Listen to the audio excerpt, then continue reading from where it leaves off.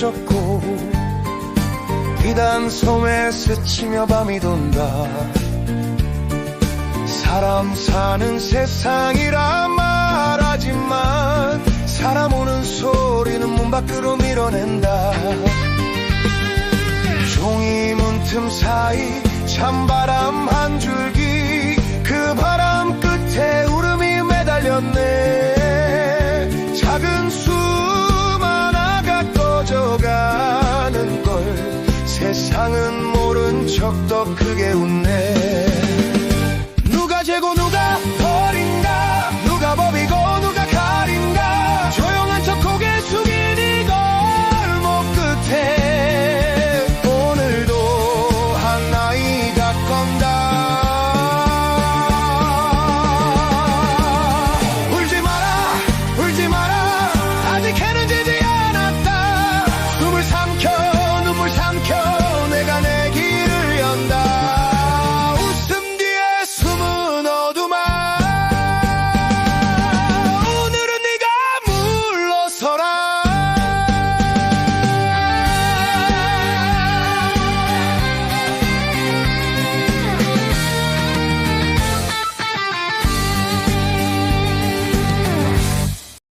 아이의 울음이 들린 건 사람들 웃음이 가장 큰 순간이었습니다.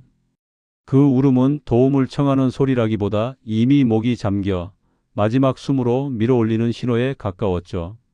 그때 한 사내가 자리에서 일어났습니다. 누구도 그를 눈여겨보지 않았습니다. 수수한 옷, 말 없는 손님 하나. 하지만 그는 알고 있었습니다. 지금 문 밖에서 벌어지는 일이 그냥 넘어가면 아이는 오늘 밤을 넘기지 못한다는 걸.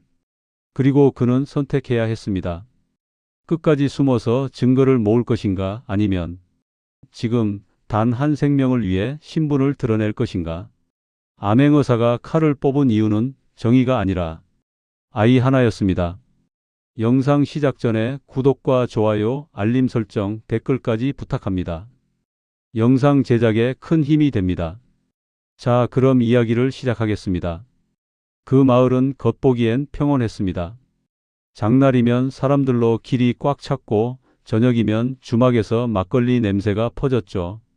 하지만 평온이란 건 대개 힘 있는 자에게만 주어지는 이름입니다.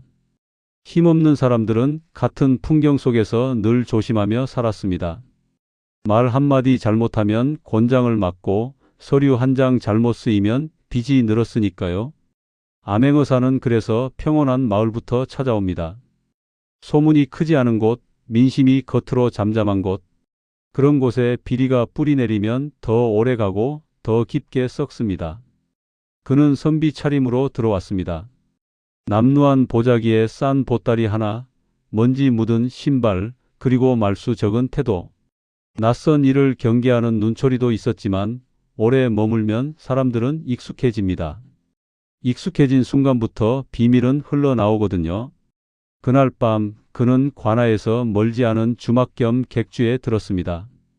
떠들썩한 술자리 한쪽에 앉아 조용히 술을 따르며 주변의 말들을 듣고 있었습니다. 아전들이 이곳을 자주 드나든다는 얘기도, 어느 집이 갑자기 땅을 넘겼다는 얘기도, 누가 곤장 맞고 다리를 절게 됐다는 얘기도 모두 그럴 수도 있지로 덮이기 쉬운 이야기들이었습니다. 그런데 술잔이 두어 번 돌았을 무렵 안채 쪽에서 이상한 소리가 났습니다. 처음엔 바람이 문을 흔드는 소리 같았습니다. 뒤이어 짧고 얇은 숨 넘어가는 울음이 섞였습니다. 아이 울음. 그것도 배고픔이나 투정이 아니라 누군가 입을 막아도 새어나오는 절박한 울음이었습니다. 사람들은 못 들은 척했습니다. 듣고도 모른 척했습니다. 이 마을에서 안채의 일은 건드리면 손해가 되는 일이었으니까요. 주막 주인은 눈을 피했고 술상 나르던 하인은 발걸음을 더 빨리 옮겼습니다. 누군가 애가 있나 보지 하고 웃어넘기려 했지만 웃음이 끝까지 이어지지 못했습니다. 울음이 너무 이상했으니까요. 암행어사는 술잔을 내려놓았습니다. 그는 어사이기 전에 사람을 먼저 보는 사람이었습니다. 증거를 모으는 일은 중요합니다. 하지만 목숨은 지금 사라지면 끝입니다. 그는 천천히 자리에서 일어나 마치 술에 취해 화장실을 찾는 사람처럼 뒤쪽으로 걸었습니다. 눈에 띄지 않게, 그러나 놓치지 않게 문틈 사이로 안채가 보였습니다. 등불이 흔들리고 사람 그림자가 겹쳤습니다. 그리고 아이의 울음은 더 작아졌습니다. 작아진다는 건 진정했다는 뜻이 아니라 기운이 빠져간다는 뜻일 때가 많습니다. 그때 누군가 낮게 말했습니다. 조용히 해. 이 동네에서 내 울음값은 쌀 한 대도 안 돼. 말투가 익숙했습니다. 협박을 밥 먹듯 하는 사람의 말투. 그리고 이어진 소리, 천이 스치는 소리, 누군가를 끌어당기는 소리, 어린 몸이 바닥에 부딪히는 둔탁함. 암행어사의 숨이 짧아졌습니다. 문 앞에는 사내 하나가 지키고 있었습니다. 덩치가 크고 손등에 굳은 살이 박혀 있었습니다. 관아의 포졸처럼 보이진 않았지만 관아와 연결된 일꾼 냄새가 났습니다. 주막 주인이 굳이 안채를 비워주고 하인들이 모른 척하는 이유가 거기 있었습니다.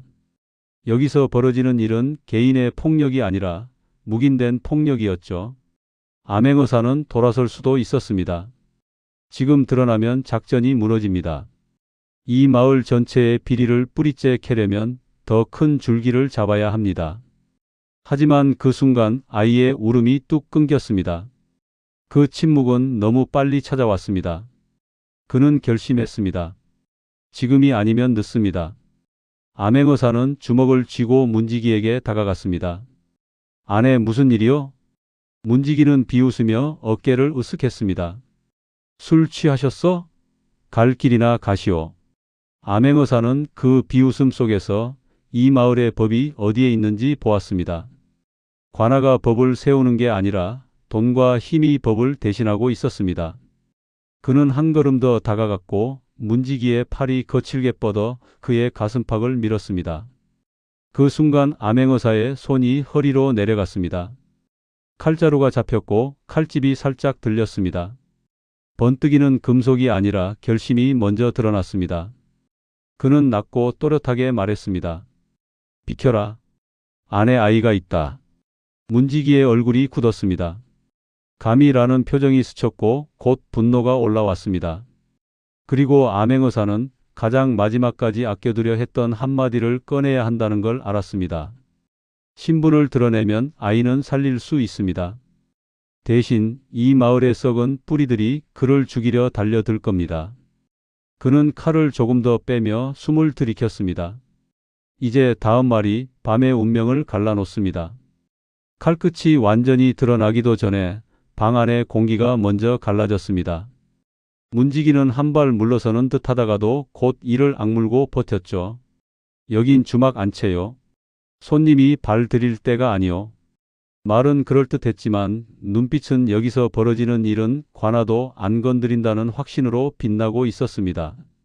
암행어사는 더는 시간을 낭비하지 않았습니다. 문지기의 손목을 비틀어 밀어내고 문을 밀어젖혔습니다. 등불 아래 아이 하나가 마룻바닥에 엎드린 채 숨을 헐떡이고 있었습니다. 겨우 10살 남짓. 입술은 파랗게 질려 있었고 손등엔 붉은 자국이 얼룩처럼 번져 있었죠.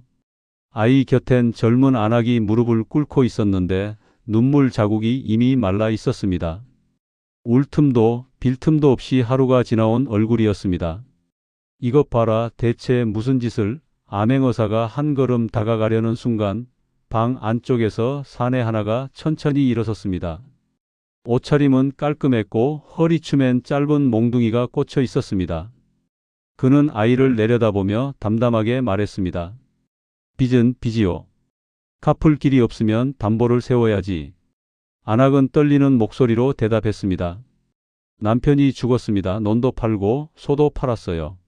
그런데도 또 빚이라니요. 사내는 비웃듯 고개를 갸웃했습니다. 그럼 관아에 하소연하든가. 아, 이미 했겠지? 그쪽에서 조용히 살라고 했을 테니. 그 말이 핵심이었습니다. 이건 단순한 사채꾼이 아니었습니다. 관아의 눈 감음, 아니 연결이 없으면 이렇게 당당할 수가 없었죠. 암행어사는 아이의 목에 남은 붉은 자국을 보았습니다. 억지로 울음을 막았거나 끌어당겼거나 어딘가에 묶였던 흔적. 담보라는 말로 포장했지만 실상은 인질이었습니다. 문 밖에서 발소리가 몰려왔습니다.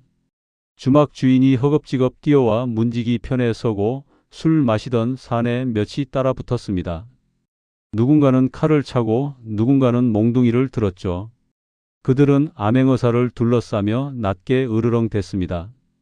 선비님, 남의 일에 끼면 다칩니다. 그 아이는 원래 이리 굴러다니는 애요. 걱정 마시오. 암행어사는 아이를 보호하듯 한쪽으로 몸을 틀었습니다. 지금 여기서 싸우면 증거는 흩어지고 아이는 더 위험해집니다. 그러나 물러서면 아이에게 다음은 없습니다. 그는 결심했던 마지막 수단을 꺼낼 때가 왔음을 알았습니다. 그는 천천히 품 안으로 손을 넣었습니다. 방 안의 사람들이 그 움직임을 보고 긴장했죠. 칼이 아니라 문서나 증표를 꺼낼지도 모른다는 기대와 두려움이 섞여 있었습니다. 암행어사는 조용히 마패를 꺼내 들었습니다. 등불빛에 문양이 번뜩이자 몇몇의 눈이 크게 벌어졌습니다.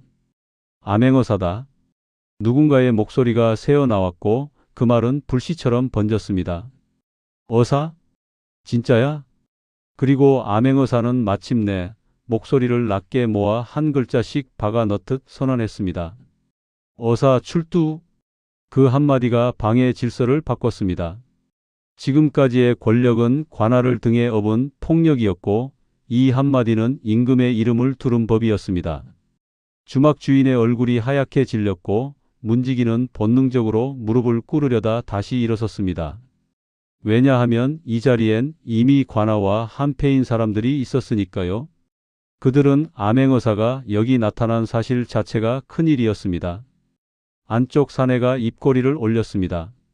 어사라, 증표 하나면 세상이 바뀌나? 그는 손짓했고 바깥의 사내들이 문을 막아섰습니다. 도망길을 끊는 움직임. 암행어사는 속으로 계산했습니다. 이들은 협박이나 해유가 아니라 처리할 생각일 수도 있다. 신분을 드러낸 순간부터 이 밤은 더 이상 조사 취재가 아니라 생존전이었습니다. 암행어사는 아이를 번쩍 들어 품에 안고 안악에게 말했습니다. 일어나시오. 아이부터 살립시다. 안악은 다리가 풀린 채 일어섰고 아이는 기침을 하며 가까스로 숨을 붙잡았습니다. 그때 밖에서 호각 소리가 울렸습니다. 관아 포절이 아니라 이 동네 사람들을 부르는 신호였습니다. 이들이 정말로 관아와 한패라면 곧 더 많은 손이 몰려올 겁니다. 암행어사는 마패를 높이 들고 방 안 모두가 듣게 말했습니다. 이 자리에서 아이에게 손 떼는 자는 임금의 법을 거스르는 자다.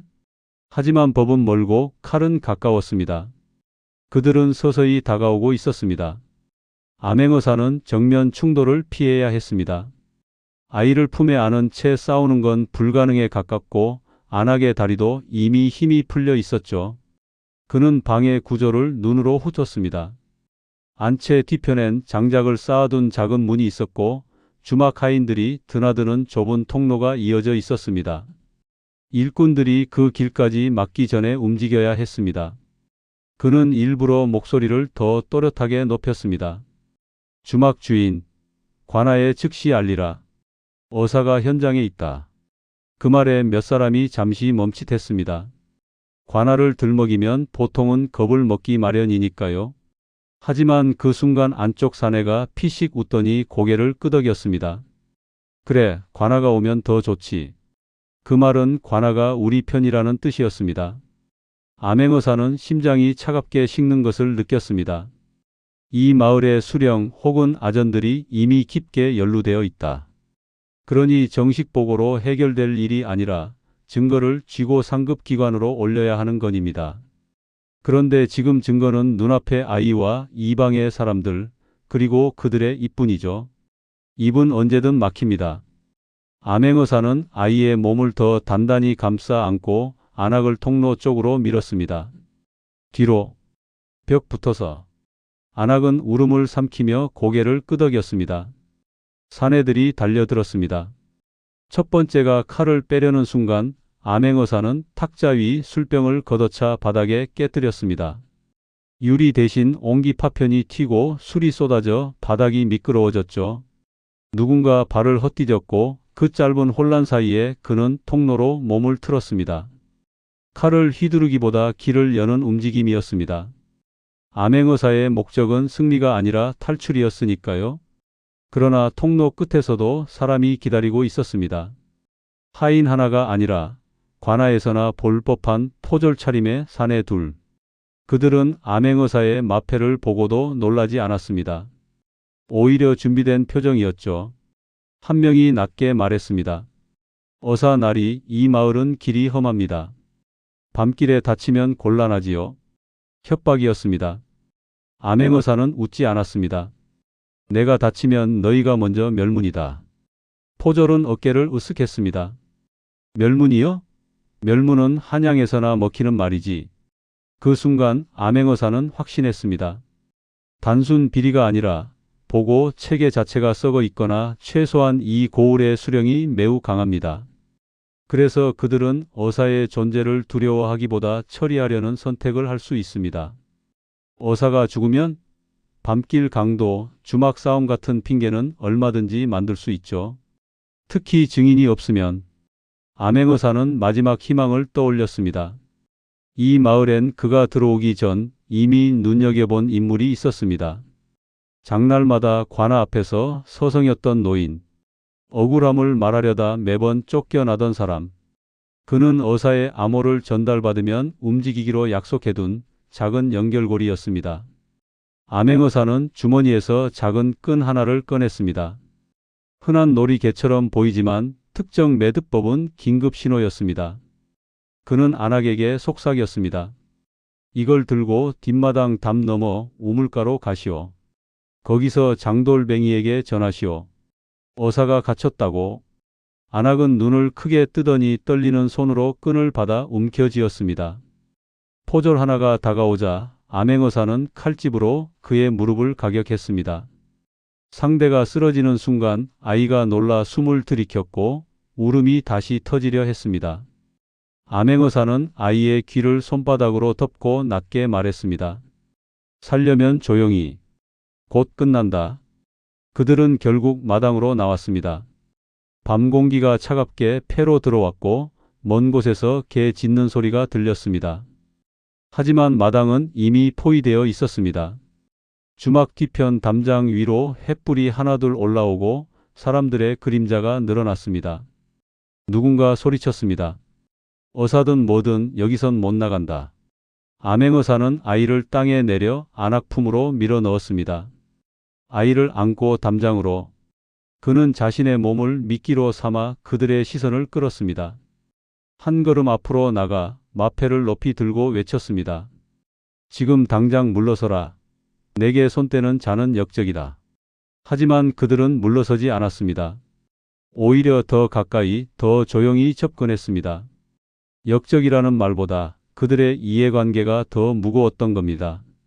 암행어사는 이를 악물었습니다. 오늘 밤 아이를 살리는 건 가능할지 몰라도 자기 목숨이 무사할 거라 장담할 수는 없었습니다. 그때 담장 너머에서 짧은 휘파람이 들렸습니다. 한 번, 두 번 약속된 신호였습니다. 누군가가 움직였습니다. 담장 밖에서 횃불이 흔들리더니 낯선 목소리들이 쏟아졌습니다. 여기다. 뒤를 막아. 시장 바닥에서나 들을 법한 그러나 단단히 짜인 움직임. 장돌뱅이와 짐꾼, 떠돌이 광대처럼 위장해 마을을 돌던 사람들, 암행어사가 미리 심어둔 협조자들이었습니다. 그들은 어사가 오기 전부터 이미 수령의 비리에 피해를 입은 자들이었고 그래서 위험을 알면서도 움직일 수밖에 없는 사람들이기도 했죠. 포위하던 사내들이 당황했습니다. 그때 암행어사는 짧게 외쳤습니다. 아이부터 밖으로. 협조자 둘이 담을 넘어들어와 안악과 아이를 받아냈습니다. 아이는 이미 기진맥진했지만 바깥 공기를 마시자 헛기침을 하며 정신을 붙잡으려 했습니다. 안악은 살려주십시오라는 말을 반복했는데 그 말은 암행어사에게가 아니라 세상 자체에 하는 탄원처럼 들렸습니다. 이제 남은 건 증거였습니다. 암행어사는 안채로 다시 뛰어들었습니다. 무모해 보이지만 여기서 끝내지 않으면 아이는 잠깐 살았다가도 다시 끌려옵니다. 왜냐하면 빚을 빌미로 한 폭력은 개인이 아니라 구조가 굴리는 칼날이니까요. 그는 안채에서 장부를 찾았습니다. 사채 장부, 전담 문서, 그리고 관아 도장이 찍힌 종이. 이들이 백성의 빚을 관건으로 확정해주고 갚지 못하면 사람을 담보로 잡는 구조, 그 연결고리는 종이 위에 남습니다. 탁자, 서랍 깊숙이 기름때가 묻은 장부 하나가 있었습니다. 차용 연이자 보증인 같은 글자가 빼곡했고 이름 옆엔 낯익은 표기가 찍혀 있었습니다. 관아 아전의 사인, 그리고 수령 측근의 도장. 암행어사의 손이 잠깐 멈췄습니다. 이 정도면 단순한 뒷돈이 아니라 고을 행정이 빚의 공장을 돌리고 있었다는 증거입니다. 밖은 소란이 커지고 있었습니다. 주막 주인이 비명을 질렀고 누군가는 어사를 잡아 라고 외쳤습니다. 암행어사는 장부를 품에 넣고 마패를 다시 꺼냈습니다. 그리고 한 가지를 더 챙겼습니다. 아이의 손목을 묶었던 줄 거칠고 단단한 3줄. 흔한 물건이지만 매듭 모양이 포절식 결박에 가까웠습니다. 누가 가르쳐주지 않으면 그렇게 묶지 못합니다. 이것 또한 연결의 증거가 됩니다. 그는 밖으로 뛰쳐나와 협조자들과 합류했습니다. 그러나 위기는 끝나지 않았습니다. 관아 쪽에서 말발굽 소리가 들려왔습니다. 이 마을의 진짜 권력이 움직이기 시작한 겁니다. 횃불 수십 개가 몰려오고 포졸들이 길을 벌리며 수령의 가마가 모습을 드러냈습니다. 수령은 가마에서 내리자마자 고함쳤습니다. 무슨 난장판이냐? 누구 허락으로 이리 소란을 피우느냐? 그는 암행어사를 보자 잠깐 미세하게 눈썹이 움직였습니다. 알고 있었다는 반응. 소문이 이미 들어갔거나 누군가가 내부에서 정보를 흘렸다는 뜻입니다. 암행어사는 마패를 높이 들었습니다. 암행어사다. 이 고을에서 백성을 빚으로 묶어 인질로 삼는 일이 벌어졌다. 수령은 비웃었습니다. 허튼 소리. 빚은 법대로 처리한 것이다. 저 안악이 거짓을 말하는 것이지. 그때 안악이 앞으로 나섰습니다. 무릎을 꿇고 아이를 끌어안은 채 떨리는 목소리로 말했습니다. 대감마님, 저희는 빚을 갚으려 했습니다. 그런데 이자가. 수령은 손을 들어 말을 끊었습니다. 백성이 법을 모르면 가르치면 된다. 질서를 어지럽히면 처벌하면 된다. 암행어사는 품에서 장부를 꺼내 펼쳤습니다. 그렇다면 이 도장은 무엇이요? 바람이 장부를 넘기자 관아 도장이 찍힌 종이들이 줄줄이 드러났습니다. 웅성거림이 번졌고 수령의 입꼬리가 굳었습니다. 그는 한 걸음 다가오며 낮게 말했습니다. 그 장부 함부로 들추면 당신도 무사하지 못할 것이요. 암행어사는 그 협박을 그대로 받아쳤습니다. 그래서 내가 오늘 신분을 드러냈다. 아이 하나 살리려다 내 목줄까지 함께 잡게 됐다. 협조자들 사이에서 누군가 외쳤습니다. 우리가 증인이다. 우리도 당했다. 그 말들이 이어지자 수령은 더 이상 한 가정의 문제로 축소할 수 없게 됐습니다. 증언이 생기면 사건은 커지고 커진 사건은 상부로 올라갑니다. 어사는 그 길을 열기 위해 이 밤을 버틴 것입니다. 수령은 마지막으로 포졸들에게 눈짓했습니다. 포졸들이 암행어사를 둘러싸려 했죠. 그러나 암행어사는 이미 대비해 두었습니다. 그는 협조자 중 한 명에게 미리 맡겨둔 봉서를 받아들었습니다. 상급 관청, 더 정확히는 암행어사 임무를 부여한 조정 라인으로 올릴 긴급 보고였습니다. 이 봉서가 내일 해 뜨기 전 한양으로 간다. 내가 여기서 죽으면 이 고을은 살아남지 못한다. 수령의 얼굴이 아주 잠깐 흔들렸습니다. 완전한 자신감이 아니라 계산이 시작되는 표정. 그리고 그 계산이 끝나기도 전에 아이의 기침이 다시 터졌습니다. 작은 몸이 숨을 제대로 못 쉬는 소리. 암행어사는 그 소리를 들으며 자신이 왜 여기까지 왔는지 다시 확인했습니다. 해가 뜨기 전 암행어사는 마을을 떠나지 않았습니다. 떠나면 안전할 수는 있었지만 남으면 마무리를 할 수 있었죠. 그는 협조자들과 함께 아이를 의원에게 보냈고 안악을 따로 보호했습니다. 그리고 그날 새벽 관아의 창고 문이 열렸습니다. 수령이 조사에 협조하겠다는 명목으로 장부와 문서를 내놓은 척했지만 암행어사는 이미 그들이 숨길 것과 바꿔치기 할 것을 예상하고 있었습니다. 그래서 그는 두 벌의 증거를 준비했습니다. 하나는 주막에서 가져온 장부와 줄, 하나는 관아 창고에서 확보한 공식 문서들. 둘이 서로 맞물릴 때 변명이 막힙니다. 숫자와 도장 그리고 증언이 연결되면 비리는 소문이 아니라 사건이 됩니다. 수령은 끝까지 발뺌했습니다. 아전들이 제멋대로 한 일이다. 나는 모른다. 암행어사는 고요하게 대꾸했습니다. 모르면 무능이고 알면서 덮었으면 죄다. 둘 다 수령의 책임이다. 아전 하나가 무너졌습니다. 어젯밤 주막에서 말조심을 경고하던 그 사내였습니다. 그는 살기 위해 입을 열었습니다. 관아가 빈 문서를 확인해주는 대가로 돈을 받았고 갚지 못하면 집안의 사람을 끌어다 담보로 묶어두는 일을 알선했다고 했습니다. 그리고 그 담보가 아이일 때도 여인일 때도 있었음을 그는 떨리는 목소리로 토해냈습니다. 증언이 나오자 수령은 분노했습니다. 내가 감히. 그러나 그 분노는 이미 늦은 분노였습니다. 암행어사가 원하는 건 수령의 화가 아니라 상부에 올라갈 완성된 기록이었으니까요. 며칠 뒤 상급 관원들이 내려왔습니다. 마을 사람들은 처음으로 관아 앞에 줄을 섰고 입을 열기 시작했습니다. 내 논을 빼앗겼다. 우리 오빠가 곤장 맞고 죽었다. 빚이 눈덩이처럼 불었다. 한 사람의 말은 작지만 10사람의 말은 문서보다 무겁습니다. 그동안 혼자라서 당했던 일들이 여럿이라서 증거가 되었습니다. 아이도 살아났습니다. 아직 얼굴엔 공포가 남아 있었지만 숨은 안정됐고 밤마다 깨는 횟수도 줄었습니다. 안악은 매일같이 허리를 굽혀 감사 인사를 했지만 암행어사는 한 번도 괜찮다는 말을 쉽게 하지 않았습니다. 대신 물었습니다. 다음엔 누가 울면 마을이 같이 나설 수 있겠소? 안악은 잠깐 울먹이다가 고개를 끄덕였습니다. 그 고개는 약속이라기보다 다짐처럼 보였습니다. 그리고 암행어사는 마지막 기록을 봉서에 적었습니다. 이 고을의 비리는 돈에서 시작했으나 침묵에서 자랐다. 아이의 울음이 침묵을 깨지 않았다면 법은 끝내 도착하지 못했을 것이다. 그는 떠날 때도 선비 차림이었습니다. 수수한 옷, 말 없는 걸음. 달라진 건 하나뿐이었죠. 마을 사람들의 눈이 더 이상 그를 낯선 손님으로 보지 않았다는 것. 누군가는 길가에 서서 절을 했고 누군가는 아이의 손을 잡고 고개를 숙였습니다. 암행어사는 잠시 멈춰 아이를 바라봤습니다. 아이도 그를 바라봤습니다. 두려움과 안도 그리고 아직 말로 다 못한 감사가 섞인 눈빛이었습니다. 어사는 아이에게 가까이 다가가 낮게 말했습니다. 내가 살아있어야 죄가 죄로 남는다.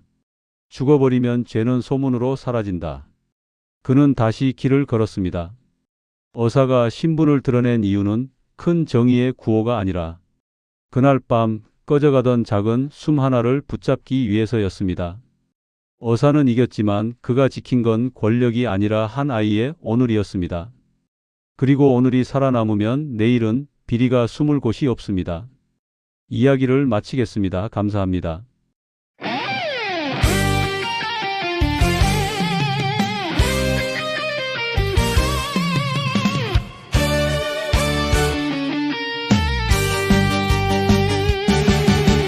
안개 길을 홀로 걸어도 내 발자국은 남을 테지. 큰 깃발은 바람에 펄럭여도 작은 숨이 먼저 세상을 살리더라. 아이 하나 살린 그 밤이 전장부보다 무겁더라.